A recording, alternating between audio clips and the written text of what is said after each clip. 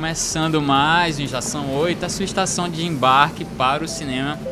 Hoje a gente tem 2 filmes pra gente falar. Petite Maman, um filme francês, lançado no Brasil pela Prime Video, não chegou aos cinemas, a gente teve essa oportunidade de assistir pelo streaming.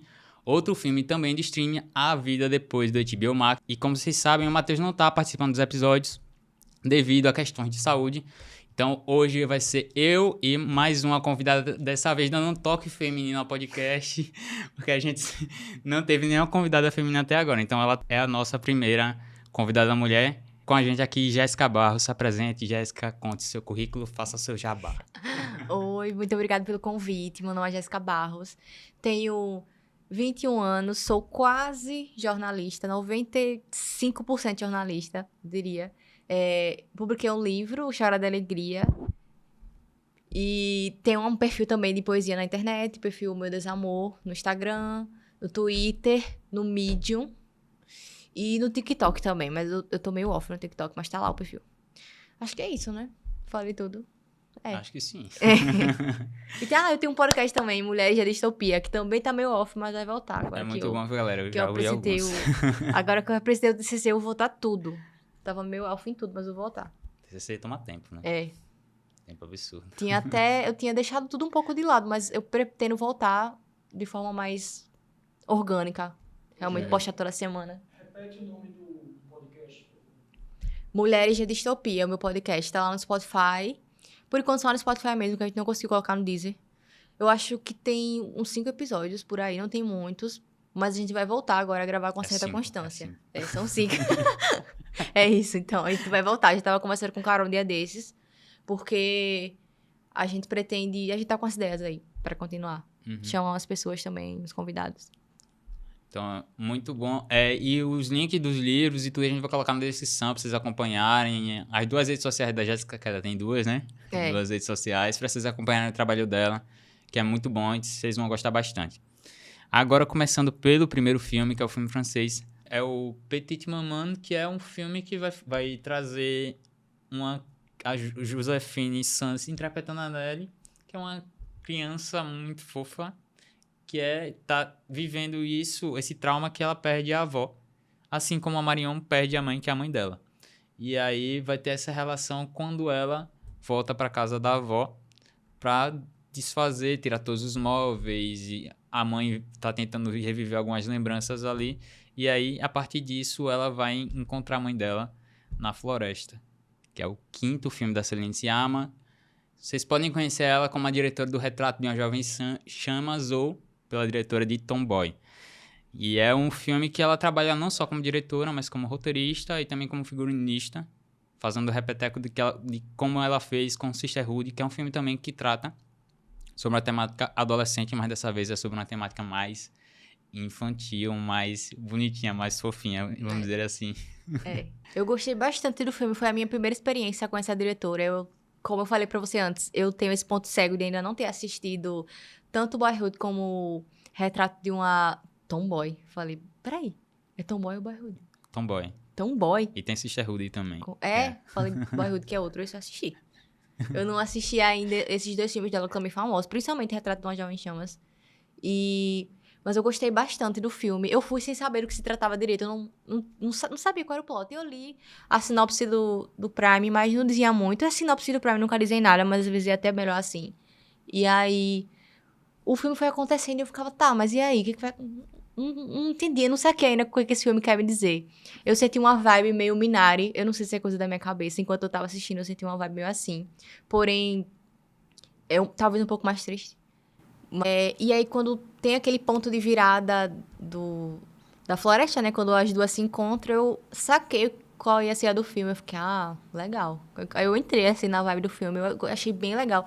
E o que mais me chamou a atenção, eu diria que foi a falta de trilha sonora, assim. Porque eu fiquei pensando, se esse filme fosse de Hollywood, ele ia ser cheio de pontos, assim, pra fazer a gente chorar, sabe? Com uma trilha sonora bem forte, com cenas mais longas. E, às vezes, ele tinha umas cenas bem emocionalmente carregadas e, cortava e começava outra coisa. E você ficava, assim, pensando... Você não sentia a cena direito. Você sente, mas não sente demais. O filme não quer fazer você sentir nada, você sente naturalmente. Eu acho que É isso, mais ou menos. E ele tem uma relação, pelo menos comigo, tocou em pontos pessoais. Porque tem a questão de que a gente tem as duas irmãs, que as atrizes são irmãs, né? Entre aspas, elas vão... De primeira cara, parece que elas são a mesma pessoa. E a gente vai entender depois quem elas são. Vai ter spoiler, tá, galera? Mais uma vez, já vou avisando. De que a gente entende que ela, a Gabriele, né? Que é a atriz, está interpretando a Marion, que é a mãe dela. E esse ponto de contato é importante porque antes dela se separarem, a gente vê que ela tem uma relação muito forte com a mãe. Naquela cena que antes da mãe desaparecer, que o pai fala, ela foi embora. Porque ela não aguenta a perda da mãe, né? E aí tem isso porque a criança é muito interessante porque, pra mim, ela fala que tá com medo da mãe não voltar.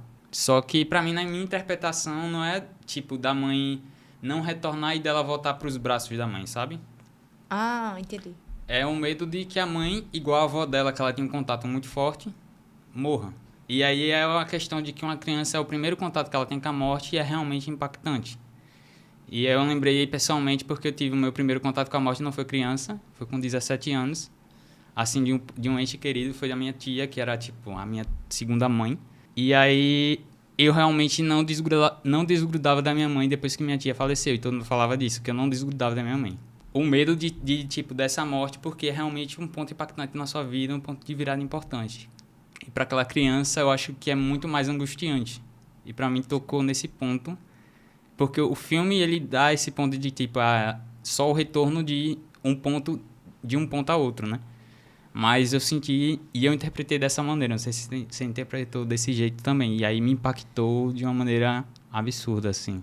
E eu assisti esse filme com minha mãe. Ah. Então foi muito mais impactante ainda. Sua mãe gostou?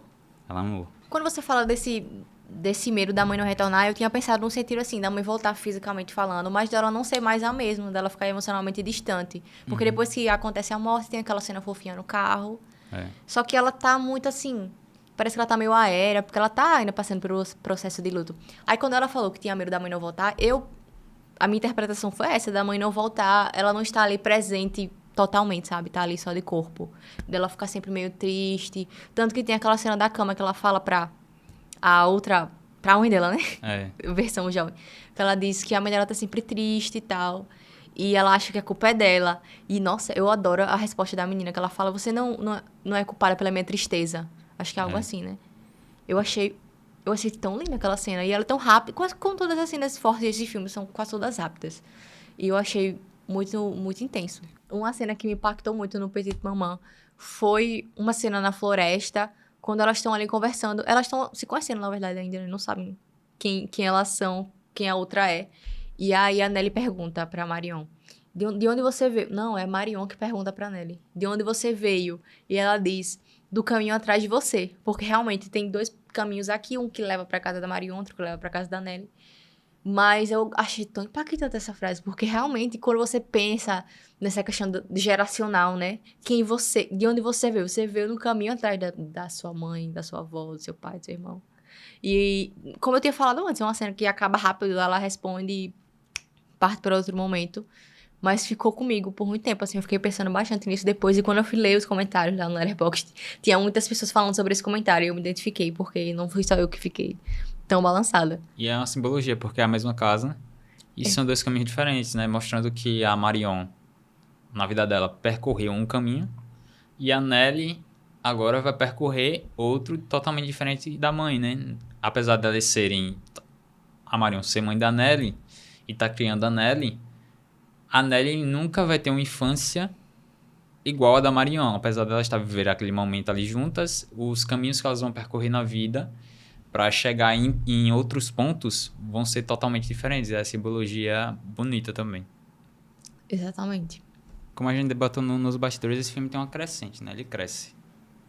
O que é difícil de um filme acontecer. Geralmente ele tem um ponto de ápice e ele cai, né? E esse filme não. Ele tem um clímax, mas o clímax faz o filme crescer mais ainda emocionalmente pro espectador. Tem essa questão de que a Nelly, né, que é a filha da Marion, de verdade, que tá vendo a Marion pequena, ela é uma criança super inteligente. É. Muito madura aquela criança. Fofa, mas ao mesmo tempo ela é madura pra caramba, pra lidar com isso tudo, né?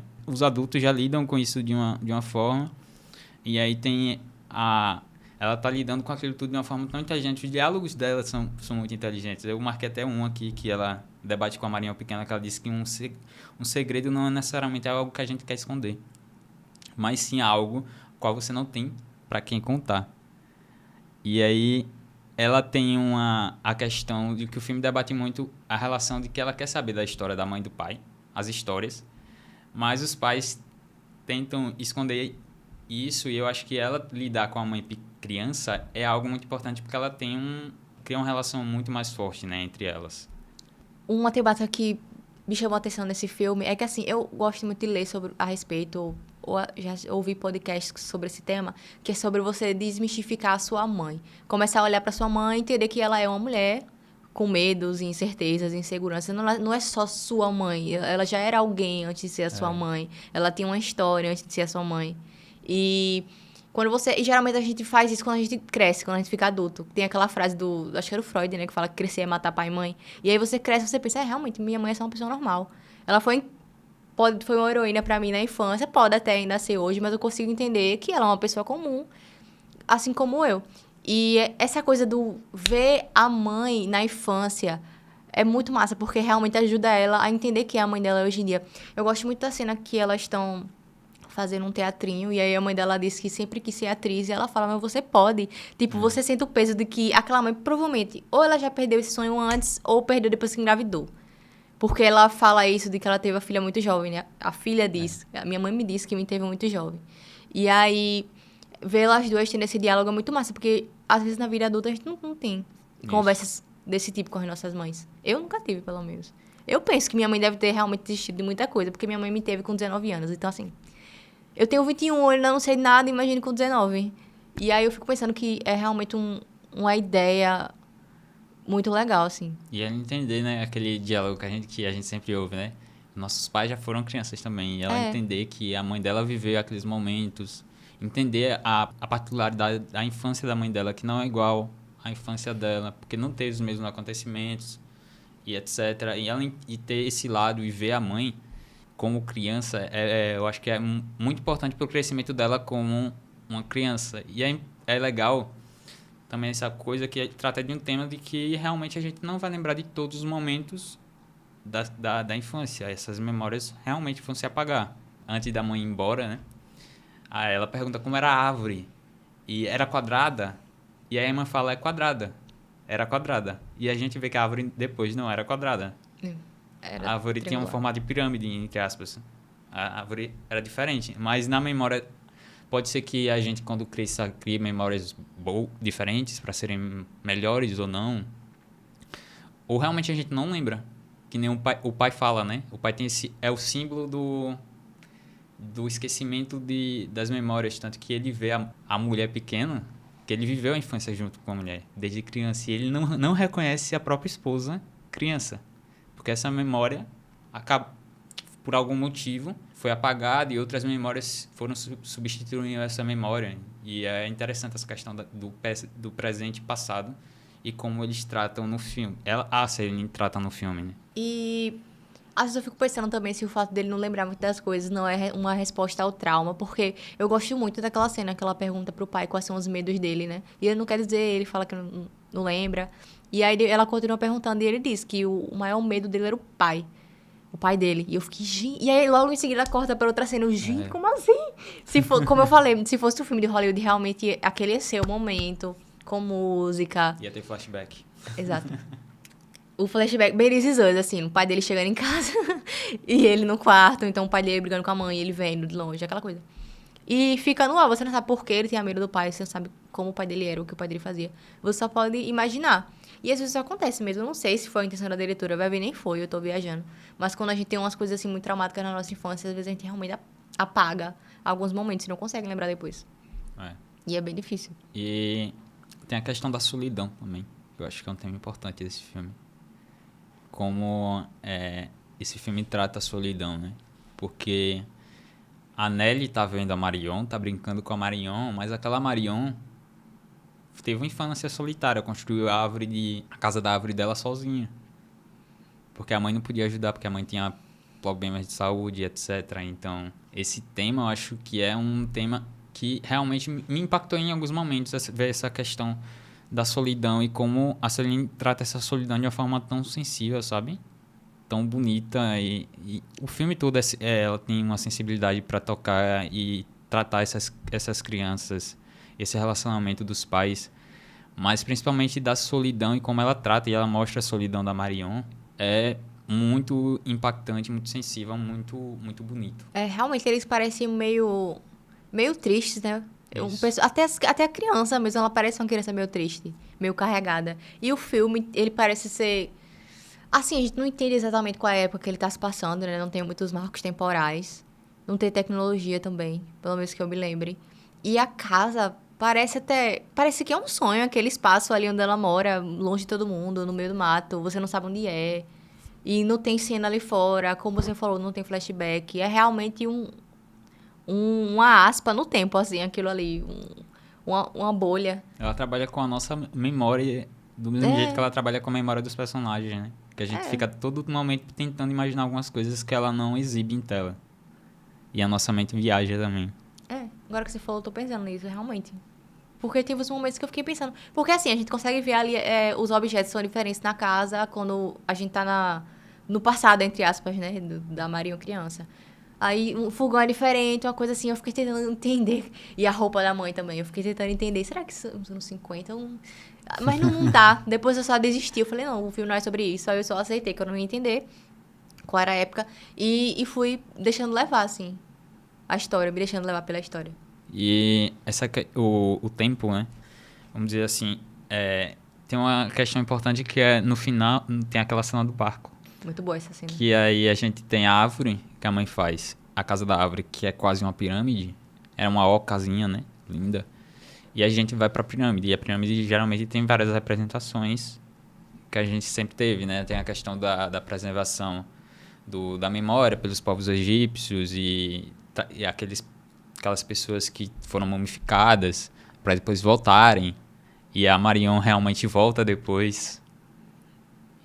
E aí, logo depois dessa cena da pirâmide, é que ela realmente volta, né? Então, tipo, a Nelly entrar nessa pirâmide e a própria Marion mostrar que a Marion, enquanto estava ausente, a Marion adulta, estava se reencontrando, estava de forma solitária tentando superar aquela perda da mãe. Ao mesmo tempo que era uma mãe que estava afastada, não podia fazer várias coisas que um pai faz com crianças. Ao mesmo tempo era uma mãe que tentava, dá pra perceber, o máximo presente que ela conseguia ser, né? A Marion parece que ela supera depois que elas passam naquela cena da pirâmide. Pra mim, pelo menos, é a representação da superação da Marion e ela ter ressuscitado ou algo do tipo.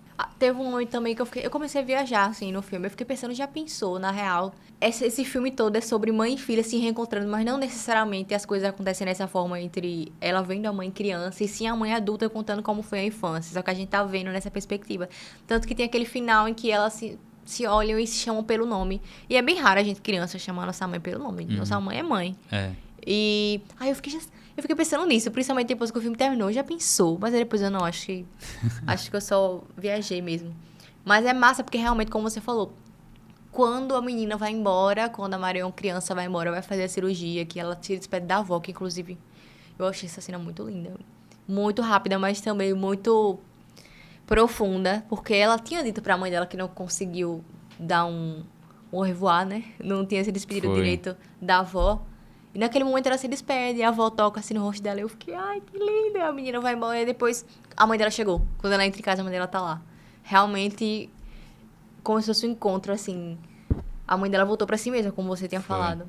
E ela tá lá sentada no chão e tal. Eu achei muito massa, muito bonito. E essa cena do barco.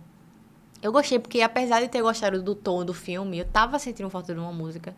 E aí aquela cena realmente é uma música bem alta, bem... O filme cresce bastante. E tem essa cena da pirâmide que você falou. E eu gostei, me deixou bem mexida, assim. A música me deixou mais lá em cima. Ela entra no ponto certo, né? Realmente. Não é uma música intrusa. Que é um filme silencioso pra caramba, mas quando a música entra, ela entra no ponto certo. Tinha um momento que eu pensava, não, aqui vai ter uma música. Tipo, quando a avó toca no rosto. Não, aqui... Aí não tinha. Aí depois outra cena, eu disse, não, aqui vai ter uma música. E não tinha. Aí eu, não vai ter música em momento nenhum. Aí teve. Quando eu não tava esperando a música chegou em um momento só e eu gostei. Achei que ficou bem legal, encaixou. E a gente tá falando agora de presente e passado e a gente vai falar sobre um filme também que, entre aspas, vai falar sobre essa relação de presente, passado e futuro desse tempo. Por coincidência, a gente vai falar também da vida depois, que é o primeiro filme da Megan Parker, que é uma atriz que já fez vários filmes, mas que dessa vez vai trazer um filme com um tema que a gente sempre vê nos jornais, mas de uma ótica totalmente diferente. A sinopse é bem simples, na verdade. É uma menina, a protagonista, o nome dela é Veida. Ela passa por um trauma muito forte, uma tragédia que acontece na escola dela. E ela divide esse momento com mais duas pessoas que estavam no mesmo ambiente que ela, enquanto a coisa está acontecendo. E aí, essas três pessoas acabam se unindo através desse trauma. E eles vão passar por vários momentos de reflexão, de crescimento e amadurecimento durante o filme. Porque são adolescentes, mas sobretudo são adolescentes que estão passando por um trauma. E o filme acompanha eles, né? Eles não, acompanha a vida. E eles estão ali de background. E vai mostrando como é que eles estão lidando com isso num curto período de tempo também. Porque eu acho que o filme não tem anos, né? Acho que são uns meses. Meses. Gostei bastante também desse filme. Como eu tinha falado pra você antes, foi um filme que me surpreendeu. Porque eu fui assistir sem saber nada dele. E eu li na sinopse, tinha lá que uma garota precisava passar por algumas coisas depois de uma tragédia escolar. Só que eu não fiz esse link. Porque tragédia escolar poderia ser qualquer coisa. E aí eu fiquei, gente, será que esse filme é sobre o quê? E o filme começou, eu ainda não sabia qual era dele. Não sabia nem se era um drama ou não. E aí, quando tem a cena do banheiro, que eu saquei qual era do filme, eu fiquei, não, mentira que esse filme é sobre isso. Gente, eu nunca tinha assistido um filme com essa temática. Eu já vi documentários, tipo um documentário sobre Columbine. Mas um filme assim de drama eu nunca tinha assistido. Eu fiquei bem impactada, porque realmente é um filme sobre como uma tragédia dessa pode fazer um adolescente se sentir, e não sobre a tragédia ou sobre o massacre em si. Tanto que não mostra o massacre, eu gostei disso. Não mostra o massacre, não mostra corpos, sangue, polícia. A gente só escuta. Diferente do que a Siama faz no Petite, que ela trabalha pouco som. Esse filme adora e trabalha o som. A Megan sabe trabalhar o som de uma maneira incrível, porque a gente tem, como você falou, a gente inicia o filme e é uma forma leve, mostrando como se esses adolescentes vivessem uma vida normal. E aí, quando a gente entra na cena do banheiro, a gente não ouve nada. A gente vê no fundo o cara passando. Ela mostra bem de fundo desfocado o atirador do colégio passando, mas aí a gente não vê mais nada dele e só começa a ouvir os tiros no colégio do ataque. E isso impacta mais do que a gente vê a cena, porque a gente começa a sentir o que elas estão sentindo, porque elas estão dentro, não só pelo som, mas ela torna a cena muito claustrofóbica, porque ela bota uma câmera dentro de um box de banheiro. Aí usa duas câmeras, uma dentro mesmo, porque eu acho que não sei nem como eles fizeram aquilo, de botar o câmera fica realmente dentro do box e botar uma câmera no teto que eu vi o making off, apontada para baixo assim, e a gente só fica com elas duas, sentindo o que elas duas estão vivendo ali. E aí depois aparece o personagem do Quinton, e aí é quando a coisa impacta mais ainda, porque a gente vê sangue. Eu também fiquei pensando nisso, tipo, a gente tava só ali, só ouvindo, e daqui a pouco quando ele entrou, e tem aquela cena que ele vai se arrastar de um box pro outro, ele passa, suja o chão de sangue, porque ele tá com a camisa. Aí você fica, meu Deus, e aí o filme fica ainda mais claustrofóbico, como você falou, porque são 3 pessoas numa cabine, e as 3 pessoas estão desesperadas e chorando, com medo. E você fica querendo que aquilo acabe, assim como eles também estão querendo que aquilo acabe. E depois corta. E elas ficam realmente esse tempo, né? Porque nem você falou. Porque pra gente, pro filme, parece ser 60 segundos, mas são 5, elas dizem, né? São 6 minutos que elas estão ali dentro daquele box. E pra elas devia ser uma eternidade, um dia, sei lá, uma hora passando. E a gente sente esse impacto do tempo. Sim. E o interessante é que, nesses momentos de tragédias e várias coisas, a gente sabe que não dá pra pensar direito. Mas o filme, quando o Quinton entra, e ela, não lembro se é a Vada ou se é a Mia que fala, que ele diz que ele pergunta quem tá, e ela chama ele pra entrar dentro do boxe. E eu acho que é o Quinton que fala que... Não, o Quinton não fala. O meu irmão tava assistindo comigo e ele falou, nossa, se ele entrar no boxe os 3 juntos, eles têm mais chances de morrer. Ai, meu Deus. Porque realmente, como ele não podia ficar em cima da privada, né? O atirador ia ver os pés dele, mas os três tiveram uma relação de sensibilidade, de empatia tão forte, elas duas, principalmente com ele, que elas não pensaram nisso. Tipo, eles estavam tentando sobreviver os três juntos e não cada um por si. E a gente nunca pensa isso numa tragédia. Geralmente a gente pensa em indivíduos separados. Quem sobreviveu, os nomes das pessoas que morreram. E não em que são realmente... que estavam todos juntos ali, né? Porque a gente conta números, né? Não conta grupos. E eu achei... Nossa, eu fiquei tão tensa nessa cena, porque eu realmente achei que o atirador ia entrar no banheiro. E eu falei, meu Deus, o que é que vai acontecer? Será que ele vai matar alguém? Ou vai ter aquela cena clássica de tensão, que ele entra, mas aí olha assim, não vê ninguém, não abre a porta e sai. Mas não, realmente, foi só eles três dividindo aquele momento. E eu, a partir dali, também não sabia o que ia acontecer, qual caminho o filme ia seguir, se ela ainda ia ter alguma proximidade com aquelas pessoas. Porque fica claro que eles não se conhecem muito bem, eles não são amigos antes daquilo, até aquele momento. E aí depois... o filme vai se desenrolando de um jeito que eu nunca sei o que esperar. E eu, quando eu tava conversando com a minha amiga sobre esse filme, ela falou que ele não necessariamente faz sentido em alguns momentos, porque ela é adolescente. E, tipo, ela não só tá passando por um momento difícil de trauma, mas ela tá passando pela adolescência dela. Então, toda adolescência é confusa. E ela toma decisões que ela se arrepende depois, diz coisas que talvez ela não gostaria de ter dito. E aí, as coisas ficam meio confusas pra gente também, porque a adolescência é confusa. E eu acho bem interessante, porque é um filme sobre várias coisas. O filme é sobre isso, sobre o ataque, sobre o trauma, mas ele também é sobre a adolescência e sobre se descobrir no mundo e tal. Se abrir pros seus pais. E tem um paralelo da irmã, né? Você Nossa. falou de que é o momento... Não só a irmã dela tá na pré-adolescência, né?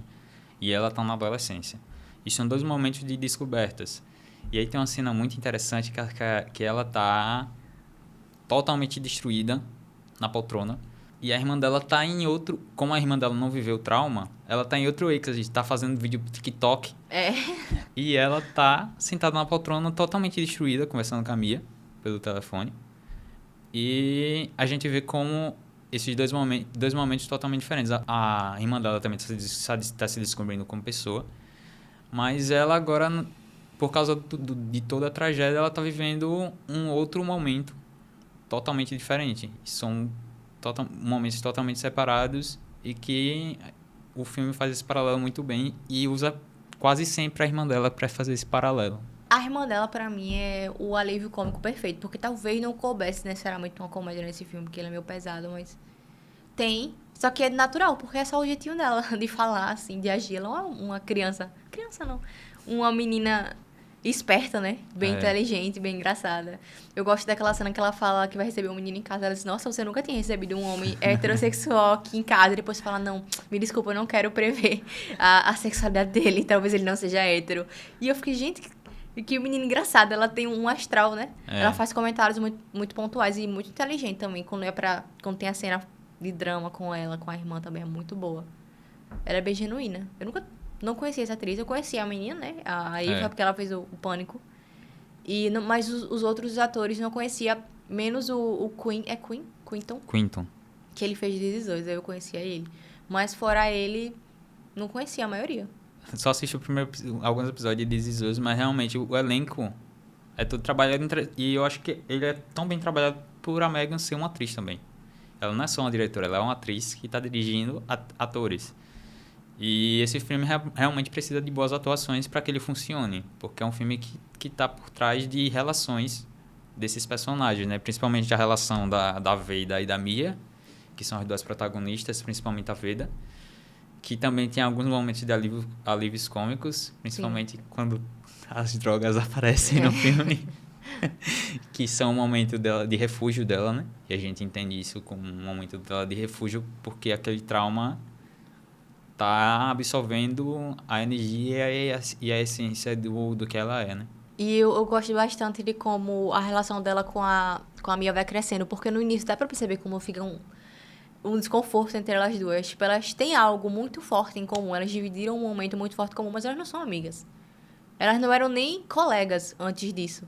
Mas aí elas vão se aproximando e de forma orgânica a amizade vai crescendo, assim, elas vão criando intimidade uma com a outra. E eu acho bem legal, assim, como eles constroem essa relação delas duas. Eu fiquei... Uma coisa que me deixou encucada nesse filme, pensando, meu Deus, como é que essa menina passa por um trauma desse? Os pais dela não vêm dar um suporte. A menina sozinha em casa, todos os dias, uma adolescente. Eu fiquei indignada.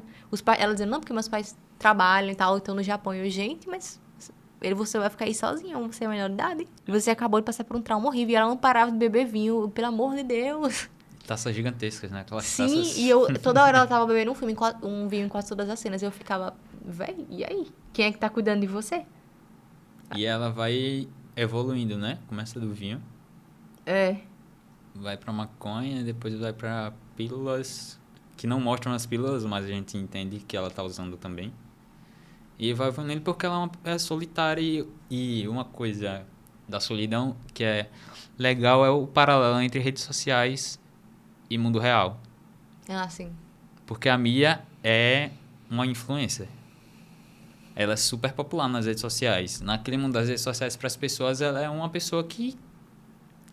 na cabeça das pessoas, quem é popular tem diversos amigos, tem suporte o tempo inteiro, e a Mia não. Mostra que nem sempre o que está nas redes sociais realmente é o que é a nossa vida. E achei legal isso porque o filme mostra isso, através da Mia, né? Sim. E eu senti também na Mia essa solidão, como você falou. E na Veda, tipo, ela tem essa solidão, só que era uma coisa assim, dentro do mundinho dela, mas ela tem suporte. Que a Mia parece não ter. Ela tem, inclusive eu gosto da cena, aquela pergunta dos pais, né, da Veda. Ela diz, minha mãe, ela é bem branca e preocupada. E eu gosto muito do meu pai, eu gosto principalmente do meu pai. E aí depois ela pergunta, seus pais? Ela fala, eles são legais. E onde é que eles estão? Eles estão no Japão, trabalhando. Ela nem se prolonga muito, assim, quem são os pais dela, o que eles são pra ela. Ela parece estar sempre tão sozinha naquela casa que é tão grande. E eu realmente ficava com pena dela, tipo, ela não conseguia nem dormir, precisava chamar a amiga pra poder ficar do lado, porque realmente eu não consigo nem imaginar. Computador, velho. Eu não consigo nem imaginar você passar por algo assim e depois ainda ter que ficar sozinha em casa. Não tem nenhuma terapia. Eu pensei, mulher, você é tão rica, cadê seus pais pra botar você numa terapia? Vixe, eu fiquei com muita pena dela. Ter que lidar com aquilo tudo e o impacto daquilo tudo sozinho. Sim. E é lindo porque tem duas cenas que mostram realmente como ela não tem suporte. Que é a primeira cena, quando a vida vai.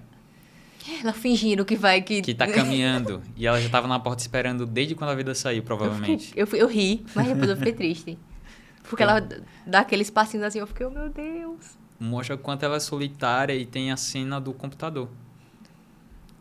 Que a Veda passa a interagir com ela quando ela não pode ir pra casa pelo Skype ou um programa parecido de vídeo, e elas não desligam a chamada de vídeo quando elas vão dormir.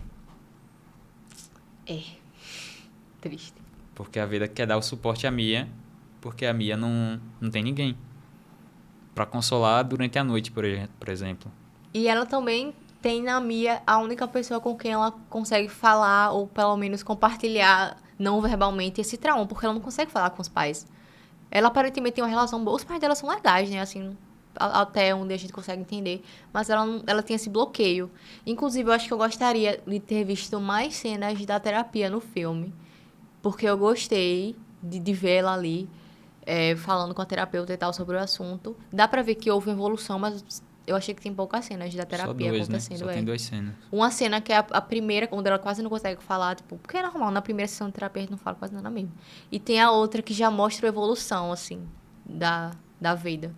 Eu gostaria que tivesse sido mais.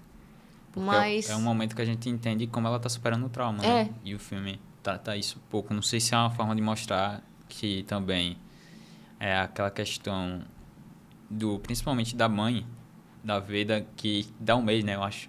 Um mês depois da tragédia, ela diz que você tem que ir pro colégio. E ela não tinha superado o trauma ainda. E aí a primeira aula que ela tem é mostrando como ela se defender de próximos ataques. E ainda tem no quadro, eu lembro que tinha no quadro, assim, o professor mostrando, fuja, se esconda, lute contra o atirador. Eu fiquei, como assim você vai lutar? Pelo amor de Deus. E aí depois ela se droga, né? E eu fiquei assim, eu dei risada, mas também fiquei muito triste com aquela cena que ela não consegue nem ir ao banheiro, e aí, porque foi no banheiro onde tudo aconteceu e tal, quando tudo aconteceu. E aí ela vai, vai até o banheiro e acaba pisando numa latinha de refrigerante, eu acho, né? Não, o cara pisa. Ah, é um cara que pisa, não foi ela? Isso. E ela faz xixi com aquele barulho, com um susto. Eu fiquei, gente, que triste. E eu achei que ela ia contar pra mãe.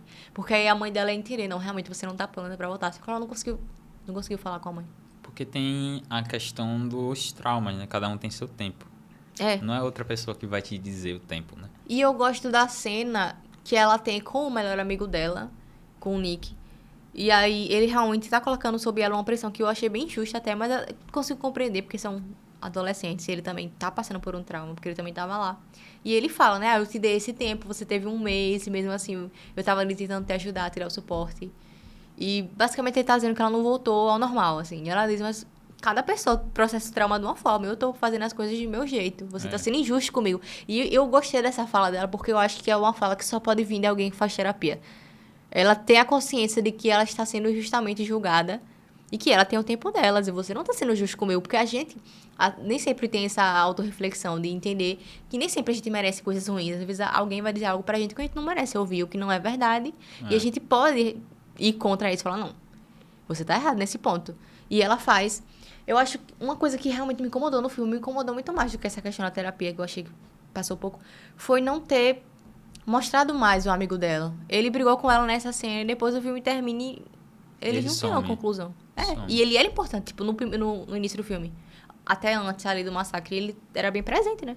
É interessante como a Veda tem a maturidade também de entender, você falou, de entender as coisas, de confrontar também, mas ela tem a sensibilidade de ter empatia pelos amigos. Porque tem o Quinton também, que é um personagem importante, e aí eles vão se encontrar, porque o irmão dele teve a questão do irmão dele e tal. E a cena quando eles estão no, acho que é um barzinho, alguma coisa assim, um restaurante, e aí ela sente que ele precisa de um abraço, e ela levanta e dá um abraço nele. E eu acho que se liga muito com essa questão da cena do Nick, dela ter sensibilidade dos pontos e entender como ela pode ajudar e como ela pode se posicionar também nas situações relacionadas a isso que ela tá vivendo. E eu acho que essa cena do Quinton, do abraço, é uma das cenas mais lindas, assim, do filme. É porque mesmo passando por um trauma muito grande, ela consegue sentir uma empatia também pelos outros, né? Tem até a cena do carro com o Quinton, que ela fala muito de si mesma e logo depois ela pede desculpa. Ela, não, acho que eu tô reclamando demais, sendo que você passou por algo que é muito pior. E ele tem uma resposta que é ainda melhor, que ele diz, não, todo mundo passa por problemas, o meu trauma não é maior do que o seu. Se você tá sofrendo, seu sofrimento é válido. E eu achei, gente, eu fiquei, meu Deus, adolescentes assim, tão autorreflexivos, eu não era assim. Eu achei eles bem inteligentes. A Mia, ela é mais na dela, ela tem mais dificuldade de se expressar. Talvez até pela criação, não sei, porque a gente não vê os pais dela. Mas a Veda e o Quinton, eles são bem maduros. Ele, principalmente, aquela cena que ele fala do irmão, eu achei ele bastante maduro naquela cena. Eu pensei, poxa, você já consegue falar desse jeito? Tá tão recente ainda. Ele tem também a Veda tem, mas parece... o filme dá a entender que ele tem um suporte gigantesco da família por trás também, né? Quando tem a cena que ele pega o celular, o filme não fala, mas dá a entender que ele tá indo ajudar alguma família de alguma forma e eles estão tentando superar o trauma, dando prioridade para eles mesmos sobre outras relações. A relação dele e da Veda é importante, mas para ele a relação que ele tem com a família é muito mais importante ainda. E aí eu achei muito legal aquela cena também. Eu acho que o Quinton entra em pontos chaves do filme pra gente entender os comportamentos da Veda de alguma forma. Eu achei até que ele ia aparecer mais do que ele realmente aparece. Depois o protagonismo vai realmente pra Mia, porque eu fiquei muito surpresa com o arco dela com a Mia. Eu não sabia o que ia acontecer. Às vezes eu sentia uma coisa, eu pensava, será? E aí depois eu sentia uma coisa dela com o Quinton. Ok, triângulo. E aí acontece, mas de fato não é o ponto principal do filme, Nem o clímax ou algo do tipo, né? É só, tipo, aconteceu. Eles são jovens e aconteceu. Porque também é complicado, né? Você pensar, desenvolver o romance nesse processo pós-trauma. Porque eles estão ainda muito confusos. E eu gosto da resposta do Quinton. Porque eu pelo menos senti que ele gostava dela, mas ele tinha consciência que ele não estava no melhor momento da vida dele. E ele disse isso pra ela com muita tranquilidade. Olha, eu não tô bem agora, acho que não é o momento. E a Veda fala algo parecido pra Mia, né, também.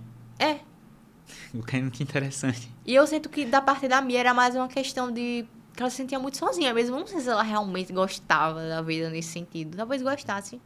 Talvez ela misturou um pouco, né? Tipo, ela tá aqui pra mim o tempo todo. Aí se aproximaram bastante. Eu não sei, tipo, isso também... Não, como eu falei, como não é o ponto principal... São conflitos emocionais naturais da adolescência. É. E no final...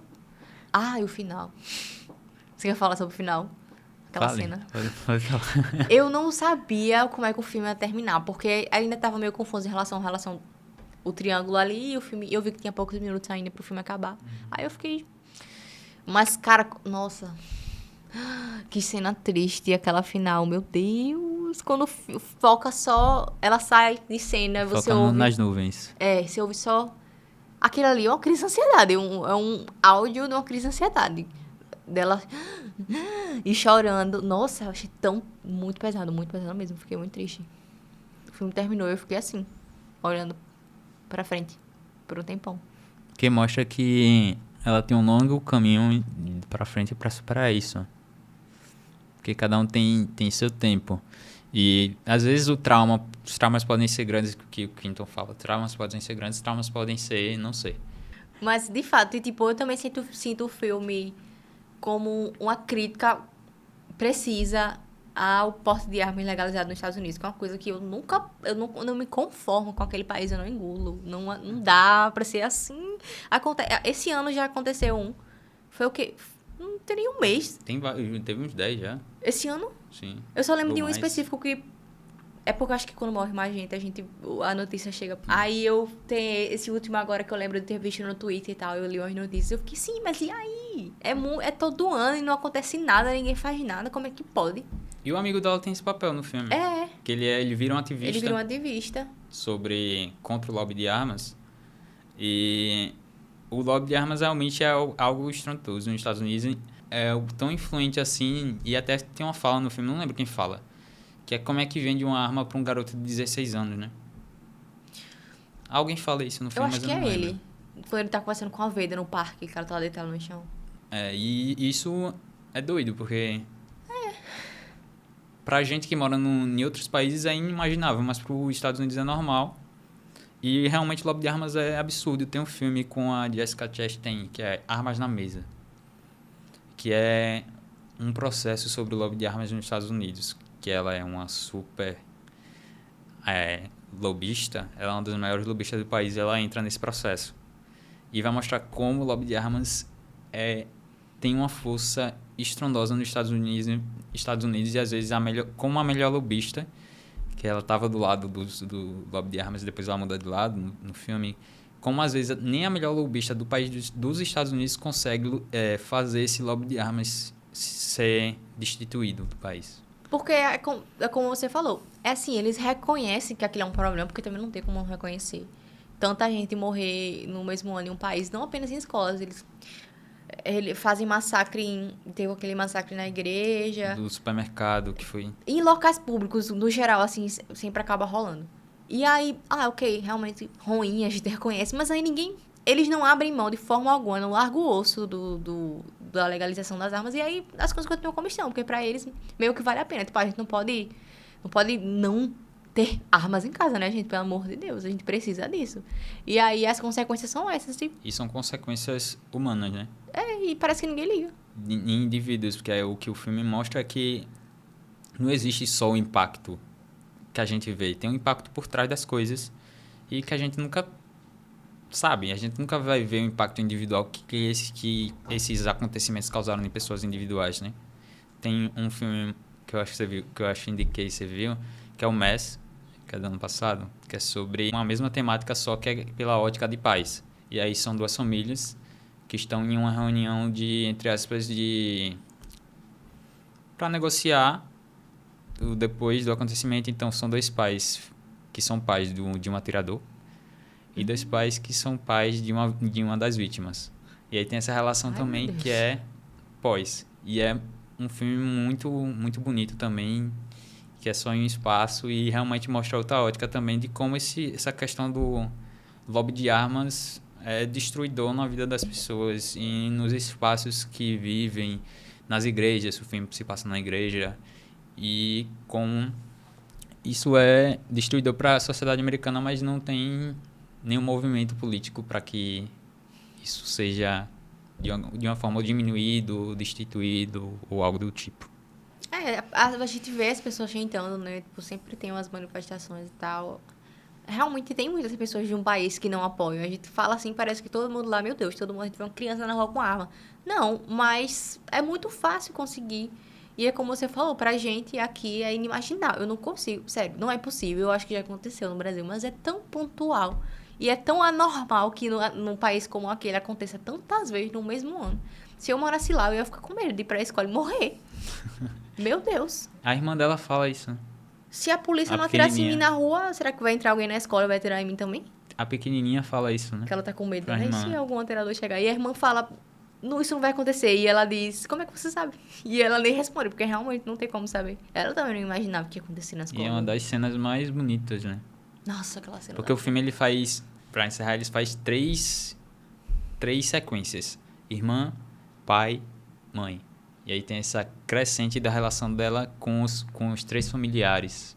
Que as três cenas são muito bonitas e cada um ajuda ela de uma forma diferente, né? Outra coisa que eu acho que eu senti falta também, que eu já pontuei várias coisas que eu senti falta, mas eu senti falta de mais cenas com o pai, porque naquela cena com a Mia, na mesa, ela pergunta, de quem você gosta mais, seu pai ou sua mãe? E ela diz, gosto mais do meu pai, porque ele é muito legal, e aí faz aquele comentário sobre a mãe dela. Só que aí não tem muitas cenas com o pai dela pra mostrar que ele é uma pessoa legal, de fato. Só tem aquela cena final que já é meio que um encerramento pros dois, que me lembrou Waves, eu não sei se você viu Waves, que é a cena deles dois ali, o momento pai e filha. Quero muito assistir esse filme. É muito bom. E tem uma cena semelhante, esse momento pai e filha, só que é de frente pro mar, assim. E é um dos meus diretores favoritos, eu não assisti Esse ainda. filme é muito... Eu assisti esse mês. Não, mês passado, finalzinho. E aí, foi uma boa cena, mas eu acho que eu talvez precisasse do pai dela existindo mais no filme, porque só a mãe dela parecia que tava ali realmente. E é uma cena terapêutica. É. Quase que você começa a gritar junto com eles. É. Querendo soltar os seus também, né? Soltar, externalizar pro mundo. E a cena da mãe também. Eu tive que me desprender do fato de que ali é a Claire de Modern Family, porque eu amo Modern Family, e quando ela apareceu eu fiquei... Mas eu gosto, assim, da atuação dela no filme, e ela não parece em momento algum que tá, sei lá, fazendo a Claire. Porque tem atores que eles se consagram por um personagem e parece que eles estão sempre interpretando a mesma pessoa em outros filmes, mas isso não aconteceu aqui. E eu gosto de como ela realmente... Ela tá muito preocupada e ela não sabe o que fazer. Ela não quer invadir o espaço da filha, mas ela também quer ajudar. E quando a filha finalmente abre esse espaço pra ela depois, já no final, chega a dar um alívio, assim, né? Ela conta tudo, a mãe dela fica em choque com as informações, mas é melhor saber do que não saber. Ela solta tudo de vez, né? Vamos encerrar. Pra encerrar, geralmente a gente dá o veredito e a gente vai dar dos dois filmes. Filmes, ao mesmo tempo, começa por mim e depois você finaliza. Você dá uma nota? Alguns a gente dá, outros não. Mas eu não sou muito achegado. Às vezes eu dou nota, às vezes eu não dou. Se você quiser dar nota, eu dou também. Então, falando sobre Petite Maman, eu acho que é um filme muito sensível. A gente consegue ver o quanto a Céline Sciamma é uma diretora, uma das mais prodígios da geração dela, principalmente da geração francesa. E ver como ela também trata sempre com delicadeza os personagens femininos, dessa vez são duas crianças. E o filme é realmente sensível, trata o som, dessa vez, com o silêncio, de uma forma belíssima.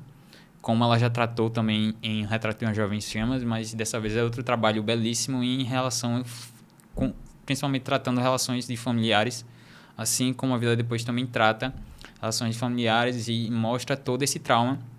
Como eu falei, a gente não vê em A Vida Depois quase nunca falando sobre as vítimas. E é legal como a gente vê o filme, ele apaga o atirador, realmente o atirador, ele não aparece, ele não é tratado como um personagem, eles excluem ele do filme rapidamente para mostrar as vítimas e dar poder de fala a essas vítimas que a gente está conhecendo agora no filme, que é a Veda, o Quinton e a Mia, os três, principalmente a Veda e a Mia.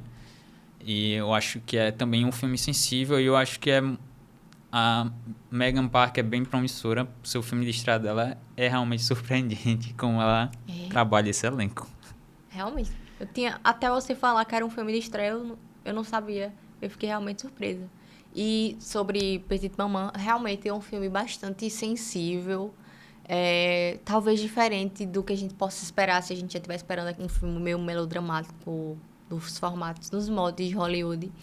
E ele é sensível, sem dizer muito, ele diz apenas o necessário e sem forçar. Todo o sentimento que ele causa em você é natural e as reflexões também. E como eu tinha falado, eu acho que o filme cresceu depois pra mim. Eu sabia que eu tinha gostado quando terminei o filme. Mas eu gostei mais no dia seguinte, quando eu acordei e pensei a respeito. E depois fiquei assim, não, mas é aquela cena, né? Aí eu fui gostando, ele foi crescendo mais e mais na minha concepção. Porque ele abre, eu acho que diferente de A Vida Depois, ele abre muito espaço pra gente fazer interpretação. Será que foi isso ou aquilo? Será que essa cena quer dizer isso? Porque ele é mais abstrato. E A Vida Depois, mais concreto, mais real, mais próximo, porque trata de temas que a gente tá vendo aí o tempo todo, embora não seja necessariamente parte da nossa realidade aqui, graças a Deus. Mas também um filme sobre trauma, que mostra a perspectiva adolescente, que é uma coisa que a gente não vê tanto, né? Geralmente o adolescente não é muito levado a sério, enquanto pessoa que sente coisas intensas. E eu gosto disso, gosto da confusão da adolescência natural, independente do trauma, mas também junto com o trauma, pelo trauma, porque nada daquilo, aquelas pessoas nunca teriam se encontrado também se não fosse o trauma, né? Eles estão unidos pelo trauma e acabam se unindo também por outros motivos. Enfim, também é um filme muito sensível, meio triste, realista, necessário. Gostei muito dos dois. Então, gente, vamos encerrar. Muito obrigado, Jéssica, por participar. De nada. Obrigado pelo convite. Vai ter próximas, com certeza. Vai ter próximos convites. A gente vai falar nos bastidores sobre isso ainda. E aí, muito obrigado, pessoal. Pode agradecer, Jéssica. Muito obrigada pelo convite. Como ele falou, acho que eu vou voltar aqui mais vezes, mas por hora, me despeço. Então é isso, pessoal. Até a próxima. Siga nas redes sociais. Os links de trabalho de Jéssica, só reforçando, vai estar na descrição. Então é isso. Valeu. Até mais.